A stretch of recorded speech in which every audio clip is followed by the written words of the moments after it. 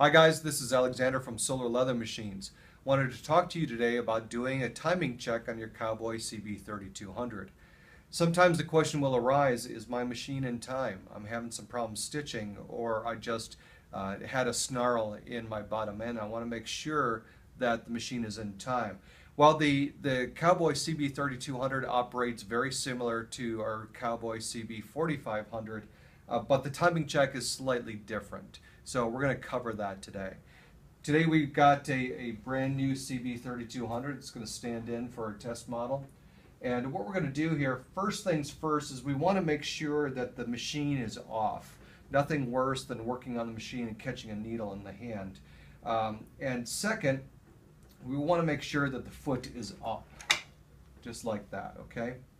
And then once you follow my hands here, what we're going to do now is we're going to make sure that this lever is screwed all the way out and all the way down. You want it just like that, okay? All the way out, all the way down, okay? Now, what we want to do is take this plate off. Now, you don't have to have this plate off, that's for sure, to do a basic timing check. But just for simplicity's sake today, we're going to go ahead and do that so you can see what's going on behind the curtain, so to speak. All right, so we're going to take the plate off. We're going to raise the needle up. The needle does need to be in the machine to do the timing check. And we're going to put the plate and the screws off to the side. Now those screws, by the way, are a special thread and a special size. You can't buy them in regular stores or even online. You have to give us a holler because it's a unique thread. Don't blame us for that. The Singer Sewing Company started that 100 years ago. So, all right, so here is the basic mechanics of the machine. All right, you see the needle going up and down. All right, so what we want to do now at this point, when we're really going to check the timing, we need to be precise about it with the 32, is we have to take this cover off. So back out and you'll see me take this cover off.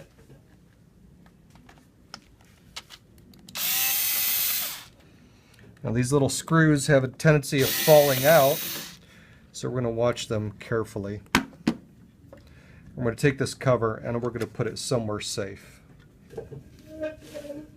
I'm a big fan of magnetic trays for that reason.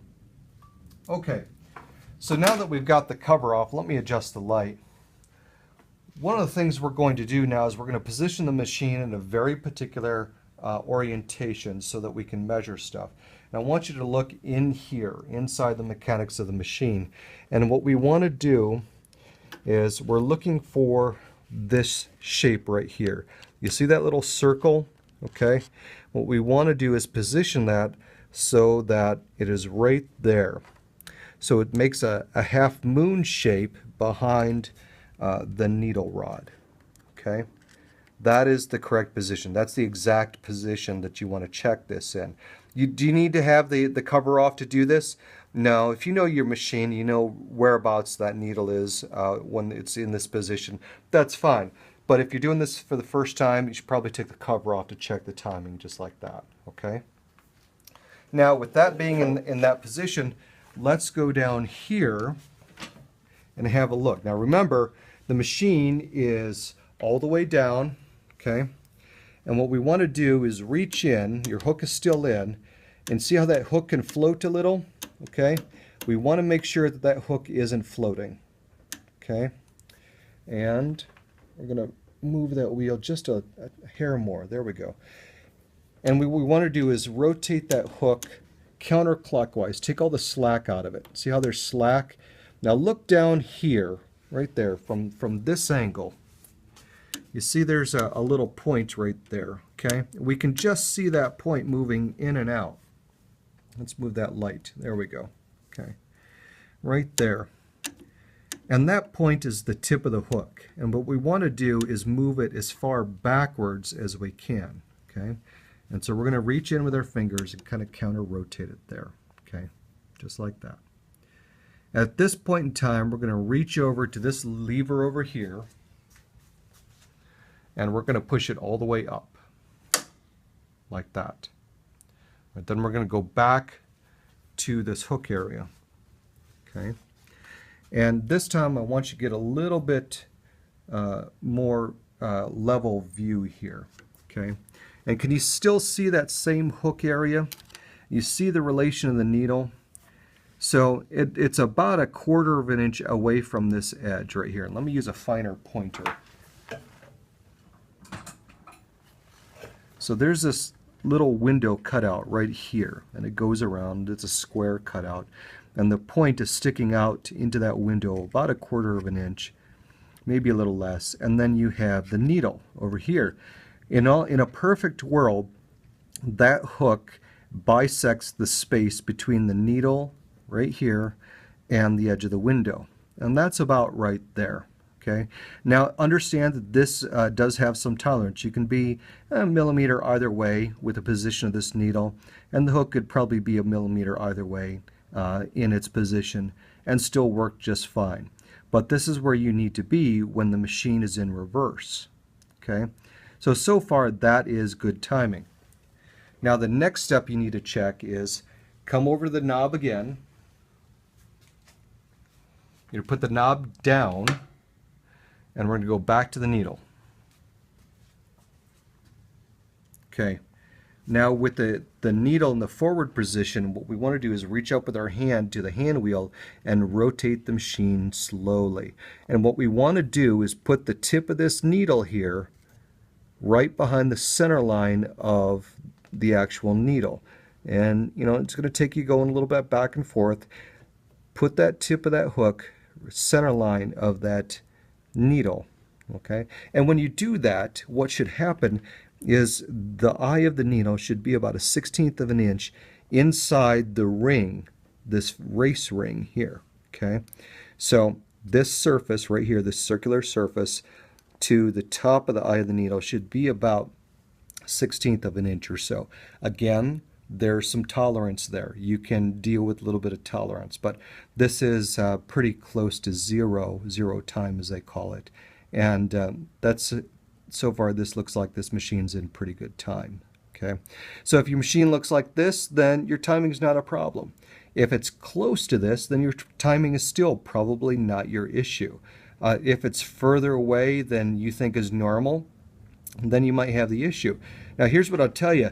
If you adjust your timing on a brand new machine, you might very well void the warranty. Adjusting time by an untrained individual will certainly void your warranty in most instances for most dealers. But having said that, sometimes when you're 800 miles away and you need a little bit of help over the phone, sometimes it just helps when you've got photos to do this. So this is how to do a basic timing check, and from here you'll simply do reassembly. So let me show you the reassembly on this. Let's back out. We're going to raise our needle here. We're going to put our needle plate back in. Now again, if you know what you're looking for, the needle plate doesn't really have to come off, but for the sake of the camera today, we did take it off for clarity. Again, you need to do that a couple of times so you know exactly what it is you're looking at. When you go to screw these screws back in, do not gorilla tighten them. Okay, they need to be snug, but they don't have to be gorilla tight. You're not doing anybody any favors by doing that. We're using a right angle screwdriver here, commonly available on Amazon for about $8. We have several of these floating around the shop. They're super useful. All right, so that needle plate is back in. Okay, so the last thing you have to do is put the cover back on. So grab our cover. All right, the only real tricky part about putting the cover on is this little piece right here. It's a fork, and it needs to go on this stud right here.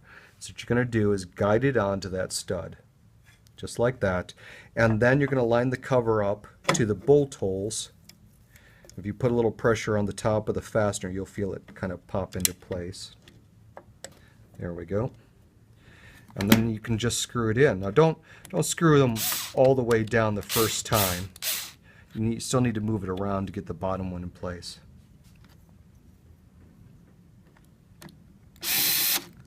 Okay, now you can tighten it up. Now again, does not need to be gorilla tight, okay?